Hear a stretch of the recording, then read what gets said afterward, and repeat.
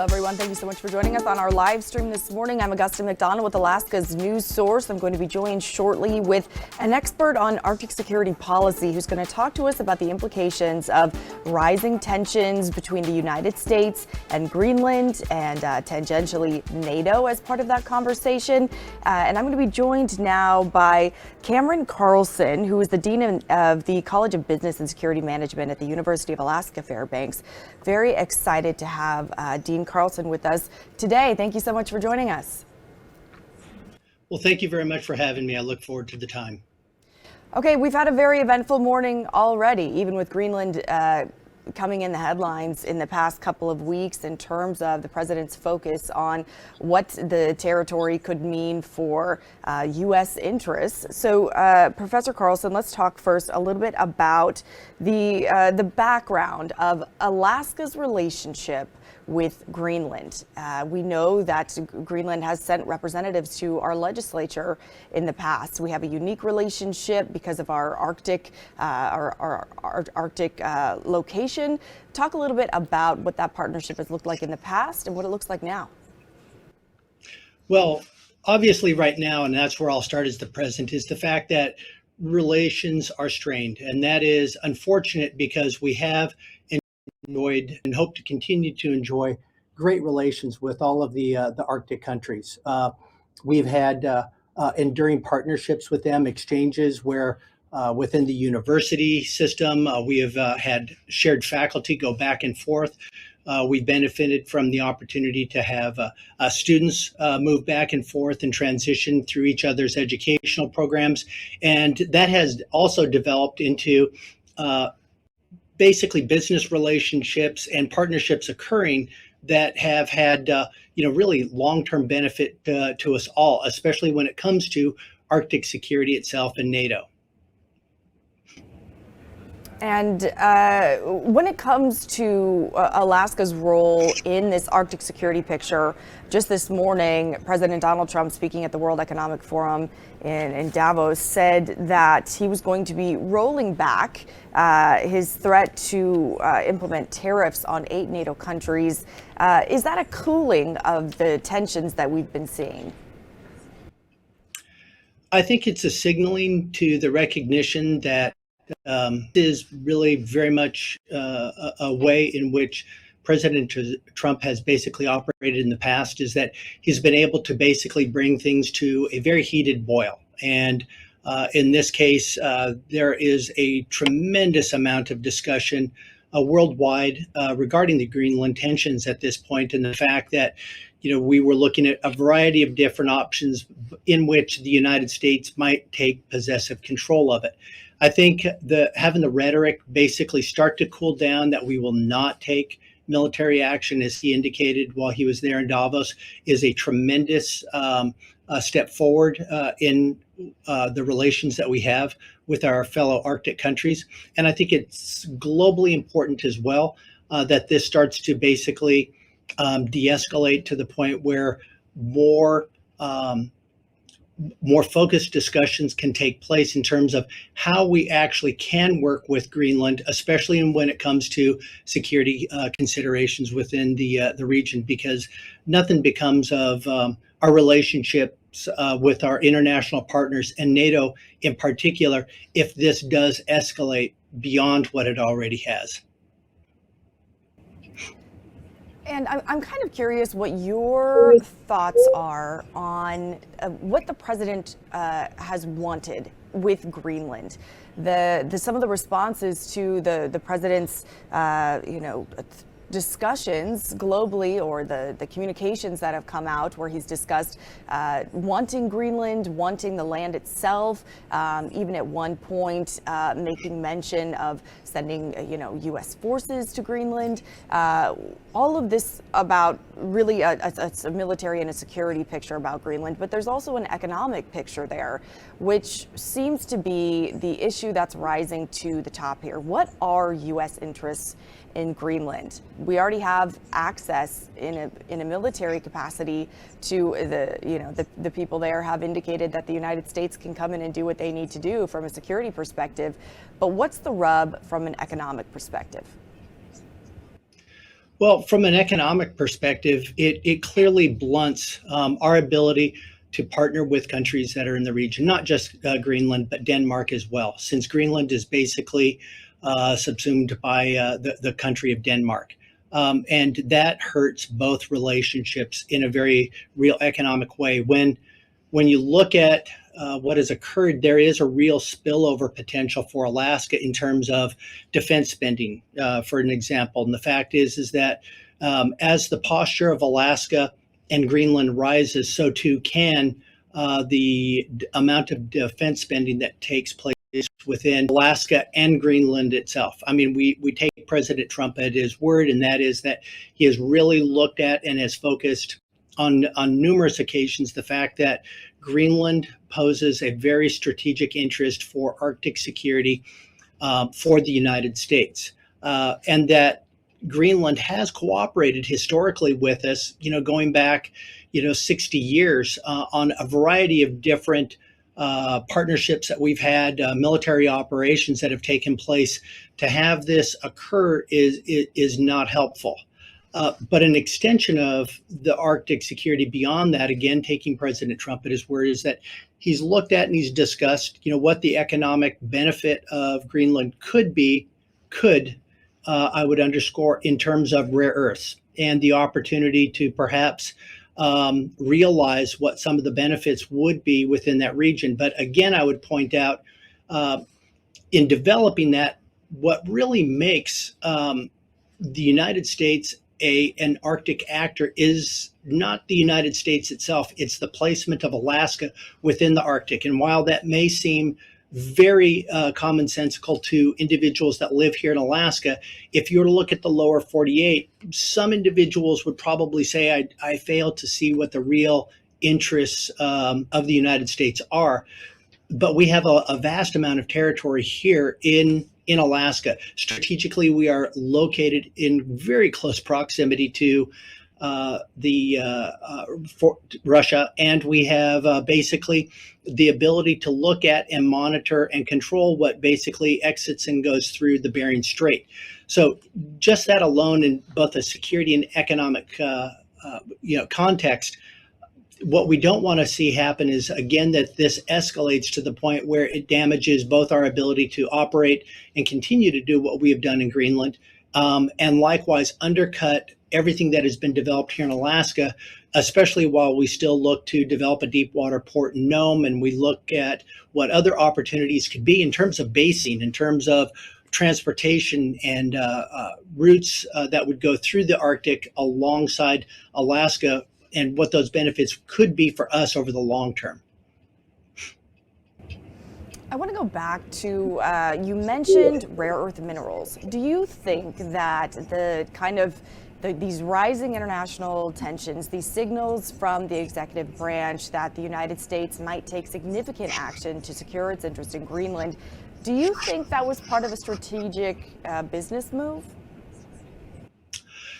Most likely. As the president again has said on numerous occasions, the Trump administration has been very wary that China has basically been able to dominate the rare earths market. And I think, again, recognizing in a very real way is that there is a look at how we might diversify, how we might be able to be more preeminent in terms of having the ability to basically hedge our way into becoming a major rare earth actor as well.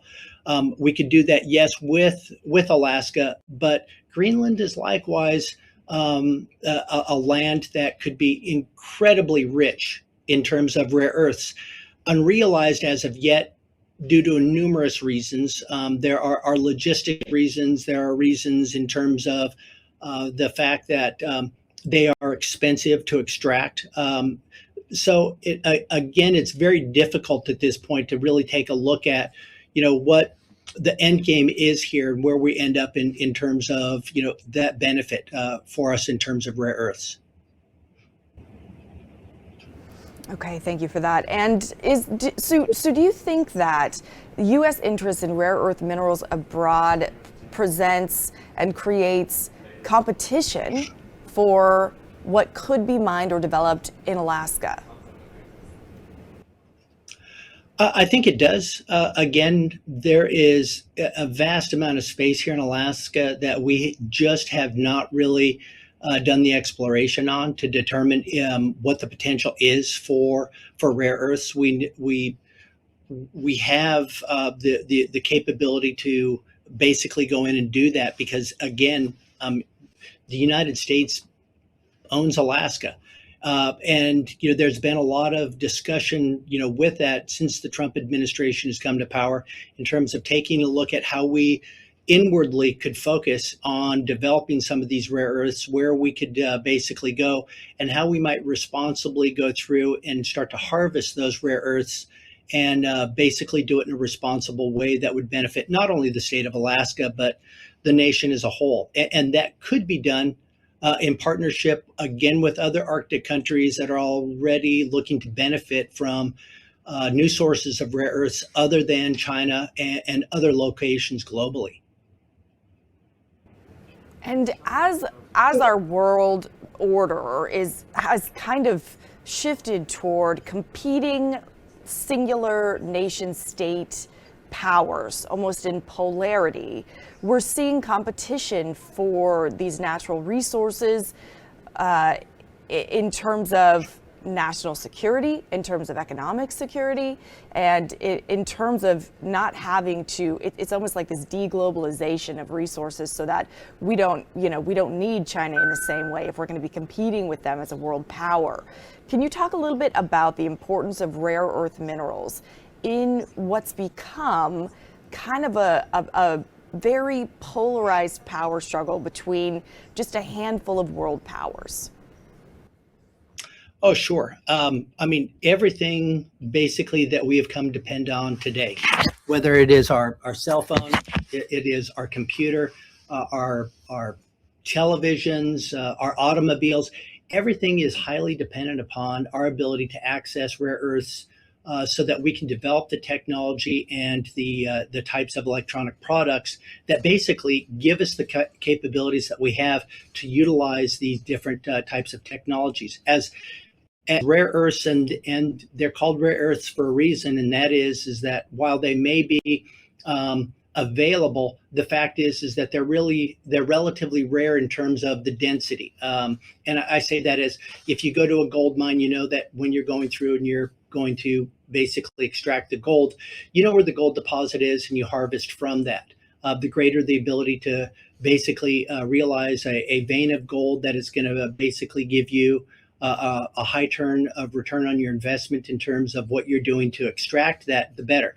Rare earths are different in that way, in that you have a great deal of extraction that has to take place and processing to occur over sometimes large scale of areas, to basically realize relatively small pockets of the different types of elements that we need when we're developing and integrating some of these chemicals into the types of technologies, whether they're computer processors, electronic boards that go into our computers and alike. So at that point, again, it's, rare is rare, and as a word for a reason. And we are basically trying to, if anything, protect our own self-interest over the long term and that of our allies by having access and having the ability, so that we don't become dependent on a power that we're basically in competition with. In the last general election, the people of Greenland optioned to not pursue a mining project that would have propped up an opportunity to discover and mine rare earth minerals, which is a decades-long process. It's not an overnight project, but the people of Greenland have indicated that's not something they want. There are a lot of environmental trade-offs to doing the exploration and the mining. So talk a little bit about what that, as a barrier to U.S. interests in Greenland. What's the leverage that we have here? The voters of Greenland spoke, and the Kingdom of Denmark has indicated that they get their own say. Well, and they're right. They do get their own say. They are a sovereign nation, and they have the ability, as they should, for self-determination. And they have made it very, very clear that that is not for sale. That they want, as part of their ability for self-determination, to basically determine, what is going to be in the best interest of them and the territory that they are on over the long term. No doubt about it. Yes, we would love to have a dramatic win, or the Trump administration would, in terms of some kind of deal. But again, as part of that deal making, they're going to have to very carefully navigate that process of taking a look at what it takes to basically partner with the citizens of Greenland if they really want to extract these rare earths and get access to this over the long term. And at this point, with the damage that's been done to diplomatic relationships with Europe and with NATO over the really aggressive rhetoric that the president has used towards Greenland, what is a win here for President Trump? And I'm curious, what do you think he would perceive as a win? And what would be, I think, the best outcome in your perspective? I think, again, going back to the best perspective from my take is that the rhetoric basically starts to drop to the point where we can have civil discourse, and we can actually continue to partner with NATO and work with both the country of Denmark and Greenland to look at, over the long term, how we could partner to have a resource existence that basically would complement both Greenland, Denmark, and the United States. I don't know if that's going to be in the near term. I think the easy win that the president could basically determine from this point is that he looks at, again, under the rubric of Arctic security, he reinvests in what some of the capabilities are that would provide that umbrella of Arctic security, not only within Greenland, but here in Alaska as well, to benefit our nation, and the fact that Alaska is here, and again, proximity-wise, is very into a number of things that take place within that security umbrella, whether it is missile defense, the monitoring of shipping routes, air corridors, and alike, that are not only important for us to maintain in a security context, but are important for us in terms of our economic viability going forward. And speaking of military infrastructure investments, just this morning, the president talked about the Golden Dome, a massive military spending project that would bring a lot of investment to Alaska. It was in a big way sponsored and supported by Alaska's Republican Senator Dan Sullivan. We haven't heard much about it since it was being pushed for inclusion in the One Big Beautiful Bill. But the president talked about it this morning. What is the significance of that project for Alaska? And what does it signal about the importance of Arctic security heading into the next chapter of U.S. security interests?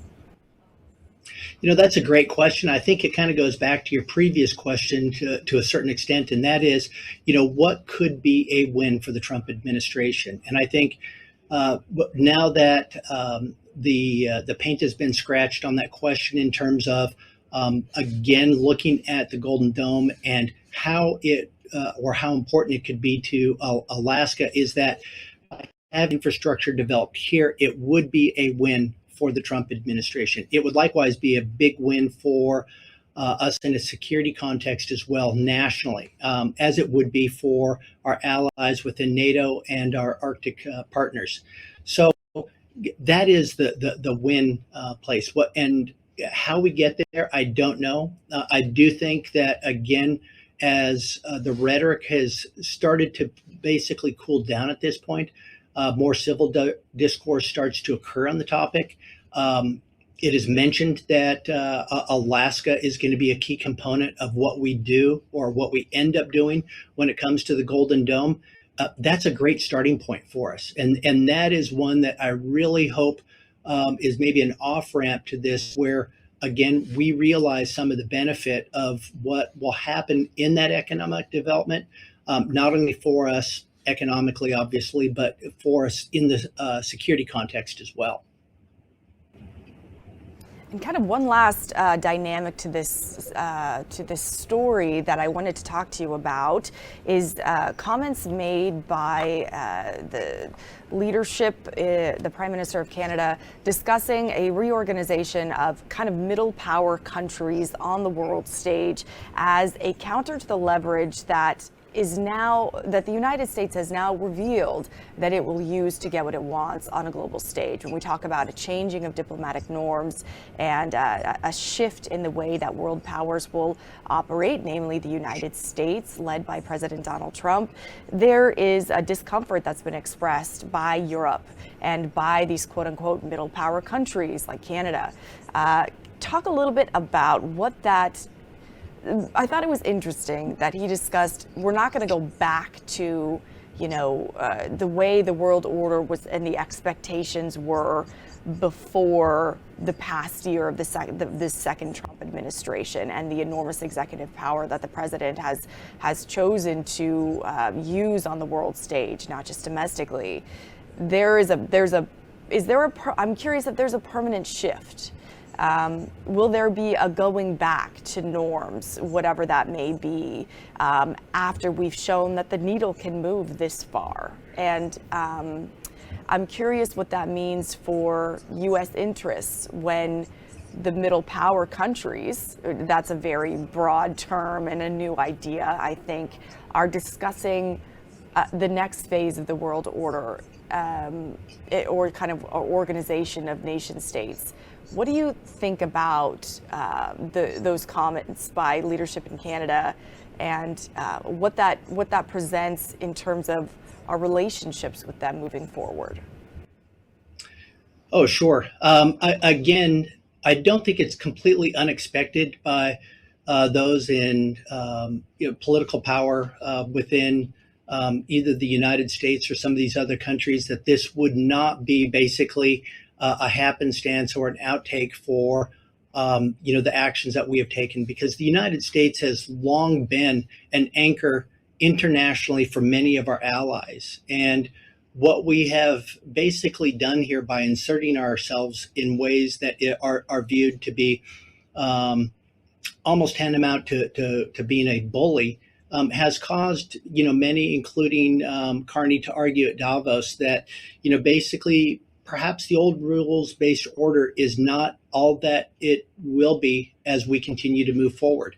In essence, middle powers should perhaps start to coordinate with one another so that they have basically the ability to be more self-dependent and independent of themselves as they reorganize, rather than to basically have to go back and to have that anchor as the United States serving as the large-scale capability if something were to take place. And part of that, I think, is going to be sentiment-driven, as we have seen. They've pushed back in many, because, again, the rhetoric has been so heated on this topic that it's not unanticipated that others would start to take a look at this hedging as a responsible process. I don't know if it necessarily will be a long-term fix to what they view as the state of their relations with the United States right now, but it most certainly is something that I think is not totally unexpected. And if anything, as they take a look at and again assume that the U.S. will always be a stabilizing anchor for their benefit, that it again is not too much of a stretch of the imagination that they would look at other ways in which they could consolidate. That could be a year as we go through the process and we take a look at, again, President Trump talking about tariffs on countries that are unsupportive of the negotiations that may take place with Greenland. Again, I think it goes back to the fact that it's what they view as a responsible action on their behalf, and it's not one that can't be or should not be totally unanticipated as well. What remains to be seen, because this is, the Trump administration, is the fact that, every 4 years we do have a tilt in power and a reemphasis of, what we look at and how we basically look at our partners, our allies, and those that we are basically in competition with. All right. Again, we have Dean Cameron Carlson, the head of the College of Business and Security Management at the University of Alaska-Fairbanks. Thank you so much for your time and your expertise on this topic today.